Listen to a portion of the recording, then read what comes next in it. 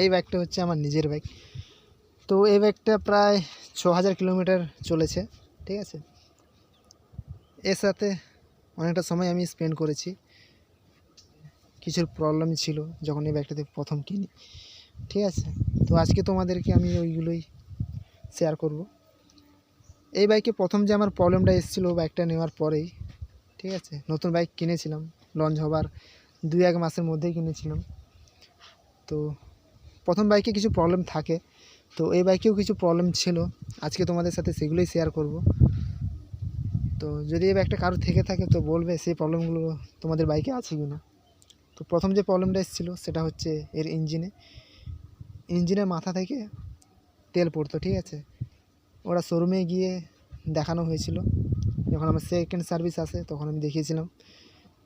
তো ওখান থেকে ওটাকে ঠিক করে দেওয়া হয়েছে, আর কোনো প্রবলেম হয়নি, এখন অবধি ঠিকই আছে, কোনো প্রবলেম নেই বাইকে। আর 2 নম্বর যে প্রবলেমটা এসেছিলো সেটা হচ্ছে আমার পাসিং সুইচ কাজ করতো না, ঠিক আছে। ওটা ওখানে দেখিয়েছিলাম, তো ওটা ওখান থেকে ঠিক করে দিয়েছে, কোনো পয়সা নেয়নি। এই যে এটা দেখতে পাচ্ছ ওটা পুরোটাই চেঞ্জ করে দিয়েছিল, কোনো পয়সা নেয়নি। আর বাইকে তেমন কিছু প্রবলেম নেই। এই বাইকে আর একটা ছোটোখাটো প্রবলেম হচ্ছে এর মিটার, ঠিক আছে।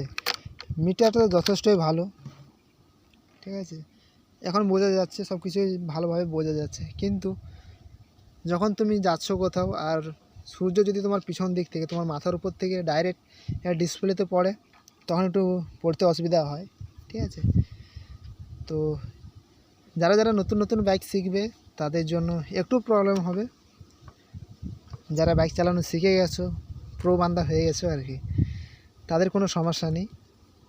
তারা মিটার দেখলেও চালাতে পারবে আর না দেখলেও চালাতে পারবে। যারা যারা নতুন নতুন বাইক শিখছো তাদের জন্য একটু প্রবলেম হবে, ঠিক আছে। এছাড়া তেমন কিছু প্রবলেম নেই বাইকে, বাইক ঠিকঠাকই আছে, কোনো প্রবলেম দেখা দেয়নি এখনও অবধি।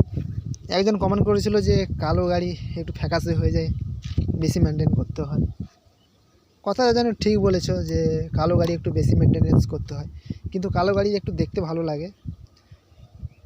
তো ভাই বলবো যে নিজের শখ করে একটা গাড়ি কিনবে, সেই গাড়িটাকে যদি না যত্ন করো, তুমি যেই গাড়ি কিনো না কেন, যদি না গাড়িটাকে যত্ন করো, সে তো খারাপ তো হবেই না। তাই যেমন গাড়ি কিনবে, গাড়িটাকে ভালো করে আদর করে রাখতে হবে, তাই না, দিলে তো বাইকটা ভালো থাকবে। সেটা তুমি যে কালারের বাইক নাও না কেন, বাইক তোমাকে কেয়ার করতেই হবে, ঠিক আছে। তো আজকের ভিডিওটা এই পর্যন্ত। যদি ভালো লেগে থাকে তো লাইক শেয়ার কমেন্ট করবেন, আর আমার চ্যানেলে ফার্স্ট টাইম হয়ে থাকলে সাবস্ক্রাইব করে পাশে থাকবেন, নতুন চ্যানেল, ঠিক আছে।